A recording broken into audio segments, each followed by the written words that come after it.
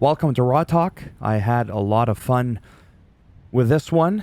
There's going to be a link down below as always if you want to watch some of the recaps yourself, especially with The Rock again, who always has 17, 20-minute videos. Nobody gets that long of a video on the WWE website except for The Rock. Oh, and of course, CM Punk. So you can actually watch all the good stuff. Sorry.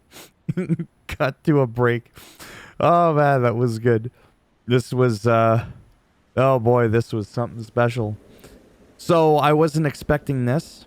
I don't know who else wasn't expecting it, like internally at WWE, but Cody Rhodes started off the show talking about WrestleMania 40 and how we're just a week and a half away and how there's that awkward silence because there's now no more room for just talk. It's time for action. Everything that has been said has already been said. The final boss, The Rock, came out, but he actually said and uttered no word, but whispered something into Cody's ear, which later Cody would reveal to Jackie backstage in an interview that it's something that he can't keep a promise for. Whatever that was. I don't think he's ever done that before. Anyhow, backstage, Judgment Day are playing darts. Damien tells the group about having a plan to be at an advantage going into Mania 40, whatever that is. Clearly, it was when they attacked the tag teams later that night. Ricochet versus JD McNugget. Ricochet, as I've said before, he is crazy ass in the ring. He's not normal. He's like, wow. Like, he's so good that even Rey Mysterio's like, well, not too bad, kid. Not too bad. Yeah, so this was just a great match. And like I said, JD is pretty good too. I just think he looks like a bobblehead. That's all. It's really not that big of a deal. By the way, Ricochet did defeat JD. CM Punk came out looking very happy, which is always nice to see. His arm doesn't work properly, but his mouth does. We are going to see him at WrestleMania in the capacity of him being on commentary between Seth Rollins and Drew McIntyre's match. Drew came out, held his own against the Mic God, and it was just great to see.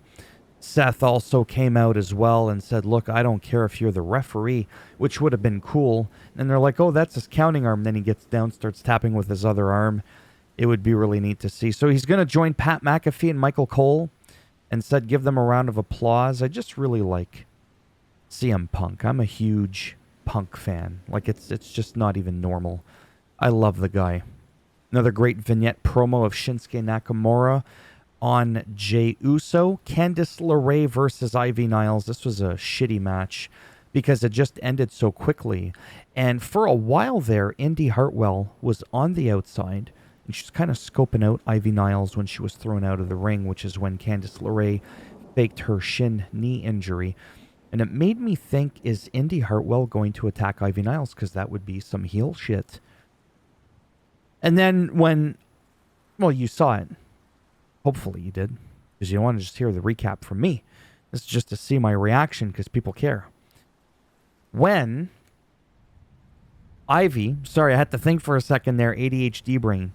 When Ivy Niles got back into the ring to charge her, she pinned her for the 1-2-3 with her legs up on the rope. So she cheated. Indy Hartwell looked disgusted and didn't even want her hand raised with Candice LeRae. So it's kind of like, were you going heel but you weren't? I don't know. It was just kind of weird because it looked like she was going to do a heel move, then all of a sudden she wasn't on board. It was just kind of bizarre. So that whole thing left me scratching my head. I just don't know. And then backstage, DIY and New Day banter a little bit, and The Miz and R-Truth show up. Truth was sporting a Chicago White Sox championship belt.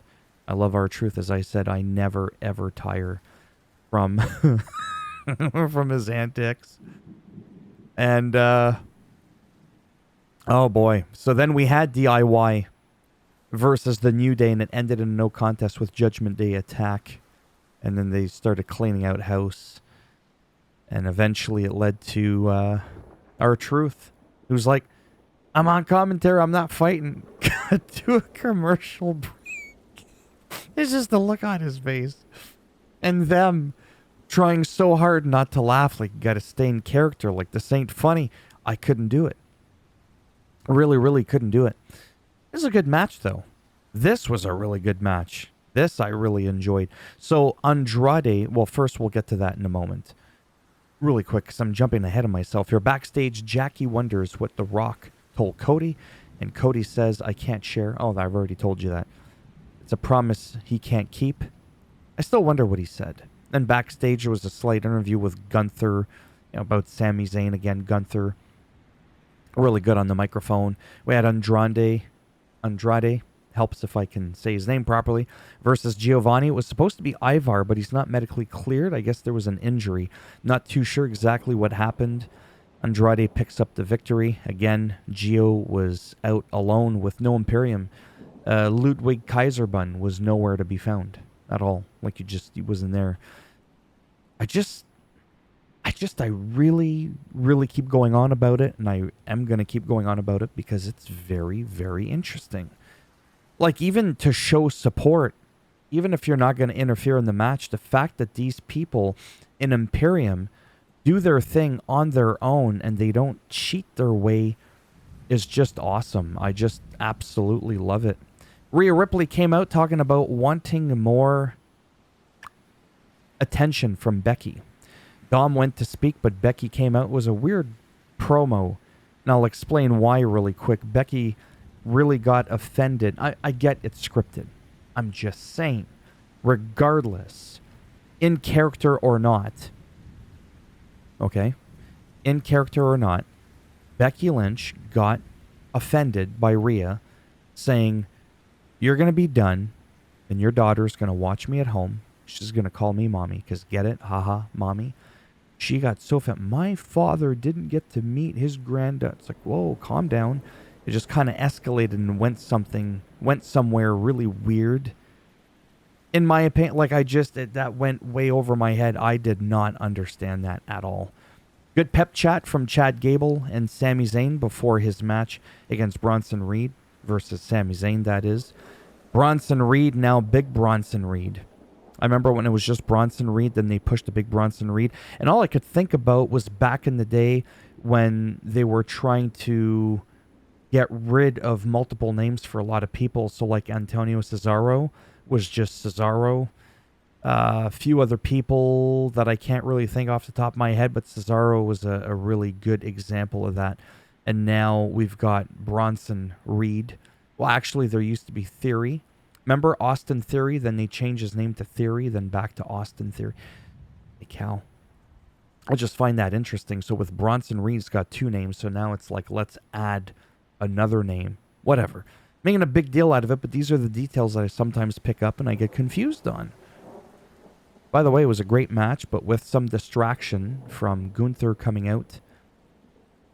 Even though he didn't do anything.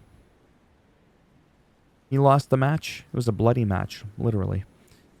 Sami Zayn lost the match, and I felt like this could have hurt his character, his momentum, but from a scripted perspective, I don't really think so, because it was to show that he was letting Gunther inside of his head, because this is more about physicality. It's also a mental game.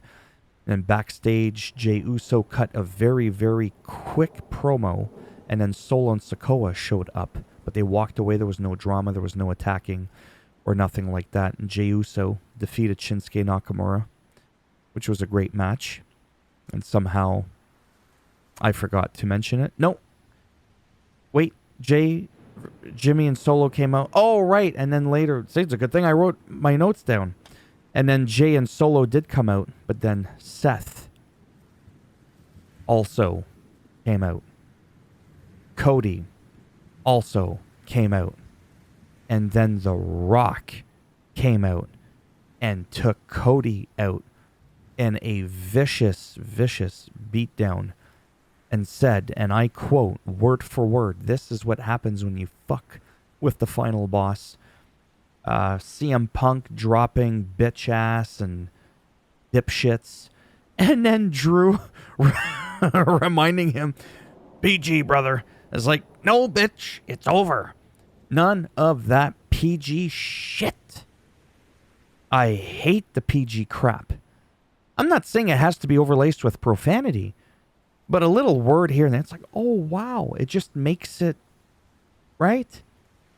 And with them going to Netflix, talking about Netflix, it makes me wonder if this is going to be things moving forward, which I have to admit, for me personally, it's incredibly exciting. Like, for me, just overall, I had a lot of fun. I feel like I'm going to take a screenshot of this, crop it, and, oh man, it's just so funny. I had a good time watching the show. That's all I know. That's what I know. And for me, Punk, The Rock, that whole thing, it was just money. Like, yep. Do we have? We do. We do have a final Raw before Mania, I think. Oh, what I wanted to say really quick. With The Rock's beatdown on Cody Rhodes, never mind this. This, at that point, actually right there in the screenshot, I thought he was going to hoof him over. Because they made a point of showing how deep it was. And I didn't know if, after they were going to like put like an air mattress or something, whatever, and just toss him over.